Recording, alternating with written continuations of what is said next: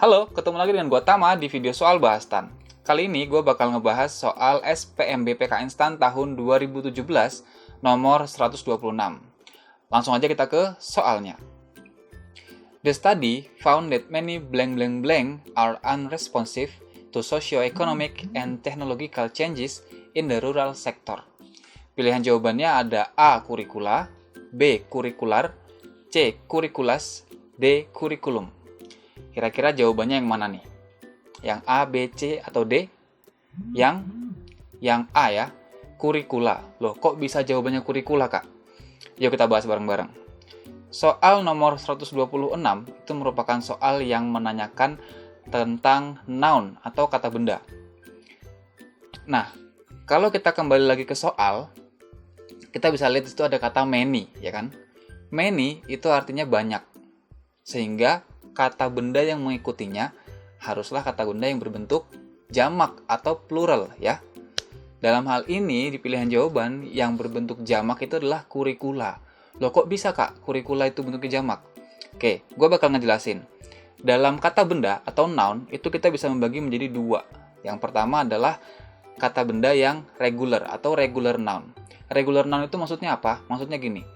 Antara bentuk singular dan bentuk pluralnya itu memiliki keteraturan. Contohnya, car. Car itu bentuk tunggal. Kalau bentuk jamaknya menjadi cars. Tinggal ditambahin s, ya kan? Ini masuk ke dalam regular noun. Selain regular noun, ada juga yang irregular noun. Irregular noun itu berarti bentuk jamak dan bentuk singularnya atau bentuk jamak dan bentuk tunggalnya itu nggak teratur. Contoh, supaya lebih paham ya. Contohnya gini. Woman. Woman itu kalau perempuannya satu. Kalau perempuannya banyak jadi women. Katanya berubah, betul? Bukan berubah menjadi womens, tapi berubah menjadi women. Terus contoh lagi, tooth. Tooth itu kalau giginya satu.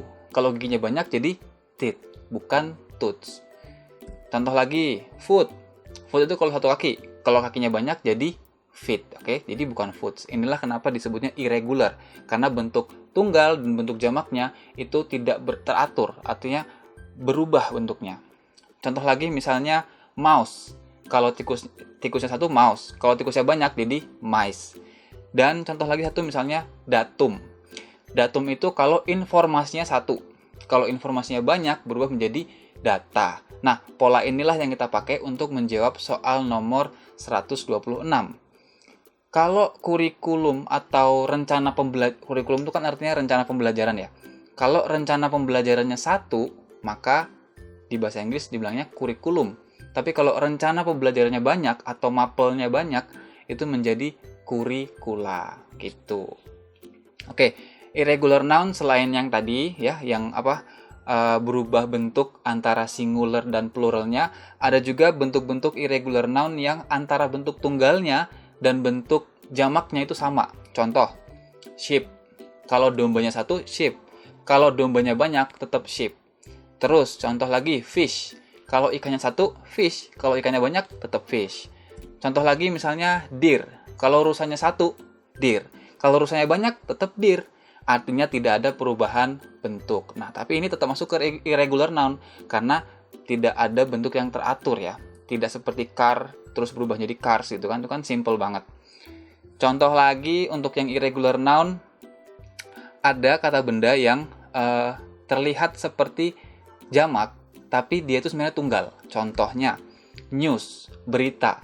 Mau beritanya satu, mau beritanya banyak, dia tetap dianggap sebagai tunggal. Artinya auxiliary-nya pakainya is, bukan are.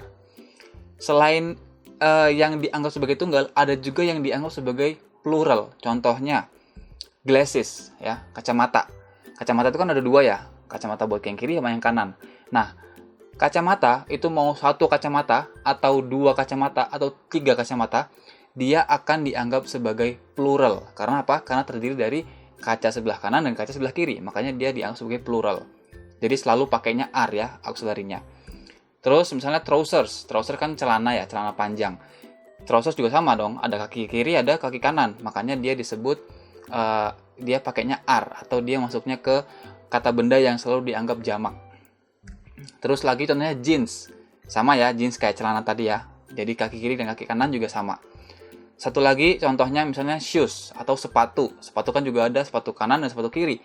Makanya sepatu selalu dianggap plural. Makanya pakainya are auxiliary-nya.